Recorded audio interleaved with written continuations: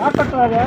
कहते बड़ा आगे बार होता नहीं लिखेलो को तो पहले का हम नहीं धरे रही धैले रहल त तार हम थोड़ा छुवत हम त अपन छुवत नहीं हट हट के नाम अलग न बटल त नहीं नहीं अब सवाल को पटोर का अपन मर गया तू कर खेलवा कर वो तार है हम हां तारा हां तारा का पगला गेलो का बचावन है त हम ले कहीं 12 चली आई है कमाल तू कर बड़ा आज कर तो जा हम जाते थे न फूके हां जा फूक है फूक देता नहीं अच्छा वो कुल मोर हम पसरल न बनी और हां तो का ए बताओ है यही बार बटोर के ले आओ तो कोनो हमार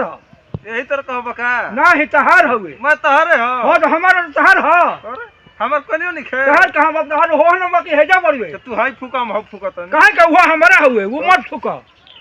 के मतलब हम जाई तो जब निकाल करबा ठीक बता तू ही जा। हम जात नहीं बताओ है हम है पुअरा लिए मैंने हाथ में मेहनत से अरे कहता कि हमार हो आई बोझा बांध के लिए नहीं आई हम बोझा बांध के धइनी है यही जे अरे हम पहले ही का धरे बनी हां हम हूं तक बे ही में काहे का तो पवा अपना ना बांध अपना गमछी में जा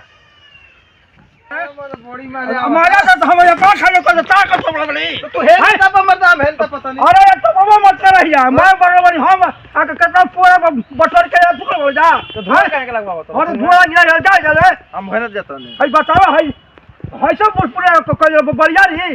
आ तारा ले हम रही ना आए तो हम मुंह नहीं कोई लगा उतर तो बाल जख हां काहे के बानी हम पर बड़ा चाहता बत यही में हम जोर का कहता ना कुछ जोर कहला तापे तो नहीं तापे तो तू ढेर बोलत रह जान जा ढेर बोलता हाँ। भागा पूरा खटो आई थी चला भागा हट चला तो ये तुम सपोर्ट रह जा है